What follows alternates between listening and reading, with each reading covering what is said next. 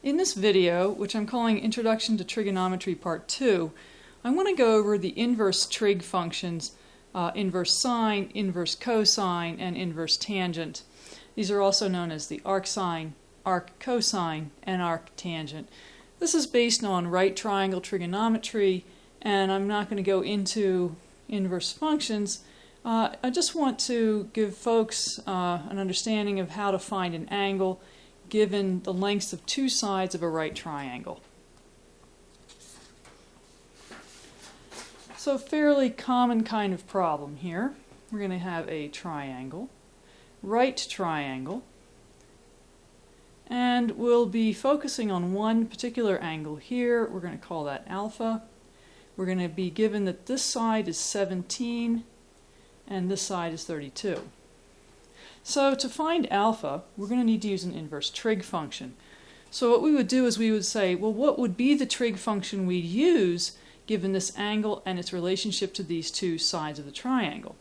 Well, we have the adjacent leg to this angle and the adjacent and the hypotenuse. So adjacent over hypotenuse tells me that I would be using cosine. So we could say cosine of alpha equals 17 over 32. However, that won't solve the problem for me. We have to use the inverse cosine function. So cosine inverse of 17 over 32 equals alpha.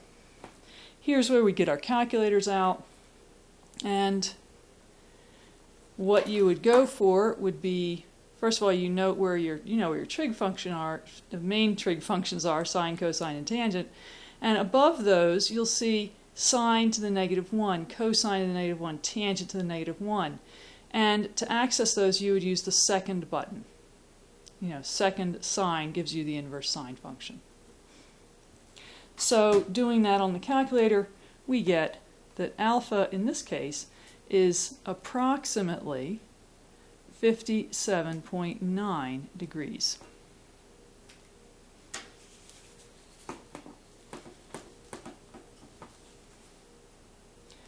Another triangle here. Doesn't matter how the triangle's set up, just that we're aware of what sides we're dealing with. So here we're given a length of 20 here, a length of 100 here. The angle that concerns us is here. I'm going to call it theta. So again, to find theta, we would use the inverse, one of the inverse functions. Tangent would work because we have the opposite side and we have the adjacent side. So tangent, and we can just go ahead and write inverse tangent of 20 over 100 equals theta. Now we can set it up this way if you need to, tan theta equals 20 over 100, and then switch it around. Punching this through on the calculator, we get that theta equals approximately 11.3 degrees. And one more, we've used cosine, we've used tangent. Well, let's do one using sine.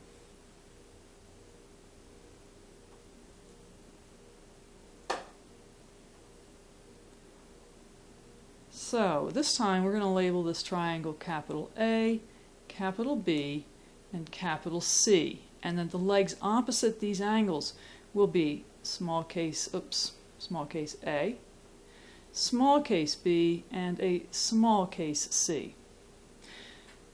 We're given that A, small case A here, equals 23. Small case C equals 45. And we want the measure of angle A. Well, let's see. Sometimes it helps to label the diagrams we're given. We can go, that's 23. This is 45. And the angle that concerns us is this one. So we have here opposite over hypotenuse. That sounds like sine. So we can use the inverse sine function of 23 over 45 and calculate that, put that through on the calculators, and we're going to get, that this equals the measure of angle A. So we can say A equals approximately 30.7 degrees. Well, thanks for watching. I hope this helps, and enjoy.